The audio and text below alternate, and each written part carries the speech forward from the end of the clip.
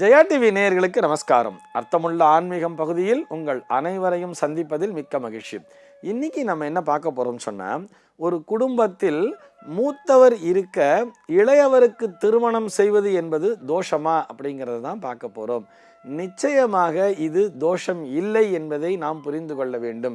இல்லையே சார், அண்ணன் இருக்கான், பெரிய புள்ள இருக்கான், அவனுக்கு இன்னும் கல்யாணமே ஆகலை, அதுக்குள்ளே சின்னவன் வந்து நான் ஏதோ ஒரு பொண்ணை லவ் பண்ணுறேன், கண்டிப்பாக கல்யாணமே பண்ணி ஆகணும்னு சொல்லி பிடிவாதம் பண்ணுறான், அவங்க வீட்டில் ஏதோ பிரச்சனை, அந்த பொண்ணு வீட்டில் சீக்கிரமாக அவனுக்கு அவசரமாக முடிக்க வேண்டியிருக்கு, இன்னும் இல்லைன்னா வேறு ஏதோ ஒரு காரணங்களை சொல்லி இன்னும் மூத்தவன் செட்டில் ஆகலை, ஆனால் வயசாகிண்டே போகிறது, சின்னவன் செட்டில் ஆகிட்டான், இவனுக்கும் நம்ம வந்து மூத்தவனுக்கு எப்போ பண்ணுறது, இவனுக்கு எப்போ பண்ணுறது, லேட்டாகிண்டே போகிறது, அதனால் நான் சின்னவனுக்கு பண்ணிட்டுமான்னு கேட்டால் தாராளமாக நீங்கள் திருமணத்தை நடத்தலாம். இதை நாம் தோஷமாக கருதவே முடியாது. இப்படி யோசிச்சு பாருங்களேன், மூத்தவன் இளையவன் அப்படின்னு நம்ம வந்து ஒரு ஜெண்டரை தான் பிரிக்கிறோமே தவிர, அண்ணன் இருக்கும் பொழுது தங்கைக்கு திருமணம் செய்வதை யாரும் தோஷம் என்றே கருதுவதே இல்லை இல்லையா?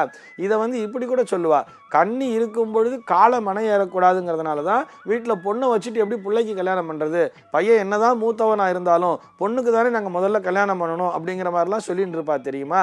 ஆக இங்கே பார்த்தோம்னா மூத்தவர் அண்ணன் இருக்கிறார், அவருக்கு இன்னும் திருமணமே ஆகவில்லை, இவர்கள் இருவருக்கும் ஒரு 6 வயது வித்தியாசம் இருந்தால் கூட முதலிலே தங்கைக்கு திருமணத்தை முடித்து விட வேண்டும் என்று இவர்கள் தீர்மானித்து செயல்படுகிறார்கள் அல்லவா?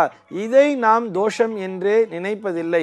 அதே நேரத்திலே ஒரு அண்ணன் இருக்கும் பொழுது தம்பிக்கு திருமணம் செய்வதையும், அல்லது ஒரு அக்கா என்பவள் இருக்கும் பொழுது அவளுக்கு முன்னதாக தங்கைக்கு திருமணம் செய்வதையும் நாமத்தான் தோஷமாக நினைத்து கொள்கிறோம். இதுபோல் நம்முடைய சாஸ்திரம் சொல்லவே இல்லை. அவரவருடைய ஜாதகத்திலே எப்பொழுது திருமண யோகம் என்பது வந்திருக்கிறதோ அந்த நேரத்திலே திருமணத்தை நடத்த வேண்டியது. இப்போ நம்ம இப்படி கூட எடுத்துக்கலாமே, ஒரு எக்ஸாம்பிளுக்கு பார்க்கும் பொழுது அண்ணனுடைய ஜாதகத்தில் அவனுக்கு வந்து ஒரு சந்நியாச யோகம் இருக்குன்னே வச்சுப்போம், இல்லை ஒரு பிரம்மச்சரிய யோகம் என்பது இருக்கிறது, அவருக்கு திருமணம் நடப்பதற்கான வாய்ப்பே இல்லை என்று வரும் பொழுது தம்பிக்கு தாராளமாக கல்யாணத்தை பண்ணிடலாமே. இது போக இன்னும் பார்த்தோம்னா ஒரு சில பேர் வீட்டில் அண்ணன் தம்பி 2 பேருக்குமே பார்த்தோம்னா வயசு வித்தியாசங்கிறது ஒரு 2 வயசு தான் வித்தியாசங்கிறது இருக்கும். அண்ணனுக்கு வந்து ஒரு 30 வயசுக்கு மேலே தான் கல்யாணம் நடக்கும்னு இருக்கும். ஆனால் தம்பியினுடைய ஜாதகத்திலே இவனுக்கு 25 வயசுலேயே கல்யாணம் நடந்துடும், அதை விட்டால் இவனுடைய திருமண யோகமானது கடந்து விடுகிறது, இவனுக்கு திருமணம் நடக்கிறது கஷ்டங்கிற மாதிரி இருந்துச்சுன்னா கண்டிப்பாக தாராளமாக நீங்கள் தம்பிக்கு திருமணத்தை நடத்தலாம். இது அவரவருடைய ஜாதக பலனின் அடிப்படையில் தீர்மானிக்க வேண்டிய விஷயமே தவிர இதை நாம் தோஷமாக கருதவே கூடாது. இல்லை மூத்தவன் இருக்க சின்னவனுக்கு கல்யாணம் பண்ணா மூத்தவன் அப்படியே நின்று போயிடுவானே அப்படின்னு சொல்றதெல்லாம் இது நம்முடைய மனம் சார்ந்த விஷயம்தானே தவிர இதனை சாஸ்திரம் இவ்வாறு பார்க்கவே இல்லை, அதனை தோஷமாக பார்க்கவே இல்லை. அவ்வாறு யார் யாருக்கு எப்பப்போ என்னென்ன நடக்கணும்னு இருக்கோ அது அப்பப்போ நடந்துவிடும். இதுதான் அடிப்படையான உண்மை. இந்த உண்மையை நாம் அவர்களுடைய அந்த ஜாதகத்தை ஆராயும் பொழுதே புரிந்து கொள்ள முடியும். ஒரு சில வீட்டில் பார்த்தோன்னா இந்த மூத்தவனுக்கு வந்து கொஞ்சம் எல்லாமே மெதுவாக தான் நடக்கும், அவன் பிக்கப் ஆகிறதே எல்லாமே கொஞ்சம் ஸ்லோவாக தான் பிக்கப் ஆவான், அவனுடைய தொழில் முறையிலாகட்டும் அல்லது அவனுடைய கல்வி முறையிலாகட்டும் எல்லாமே கொஞ்சம் நிதானமாக நடக்கிற மாதிரி இருக்கும். அந்த மாதிரி இருக்கிற பட்சத்தில் தாராளமாக நீங்கள் தம்பிக்கு திருமணத்தை நடத்தலாமே. நிறைய பேர் வீட்டில் பார்த்தோம்னா அண்ணா ஆனவர் என்ன பண்ணுவார், பொறுப்போடு இருந்து எல்லோருக்கும் நான் கல்யாணத்தை முடிச்சுட்டு தான் நான் பண்ணிக்குவேன் அப்படிங்கிற ஒரு பிடிவாதத்தோடு கூட இருப்பார். அதுவும் நிறைய பேர் வீட்டில் நம்ம பார்க்கலாம்.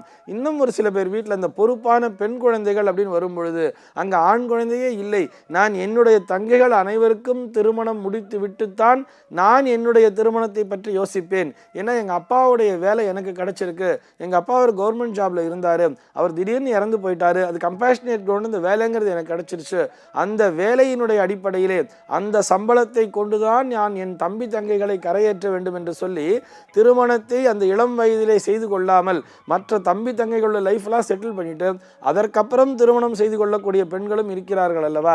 இதையும் நாம் அன்றாடம் பார்த்து கொண்டுதான் இருக்கிறோம். இதனை நாம் ஒரு தோஷமாக கருத வேண்டிய அவசியம் இல்லை.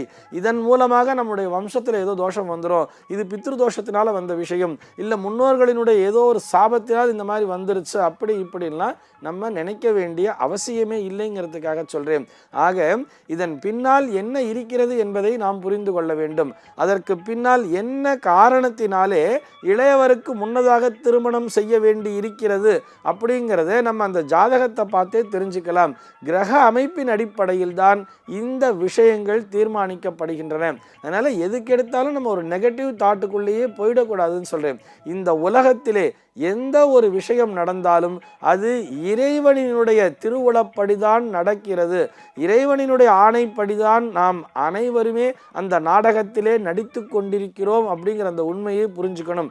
நமக்கு எது நடந்தாலும் அது ஆண்டவன் நமக்கு நன்மையைத்தான் செய்கிறான் என்கின்ற அந்த நம்பிக்கையை வளர்த்து கொண்டேமையானால் நாம் எதையுமே தோஷமாக பார்க்க வேண்டிய அவசியமே இல்லை.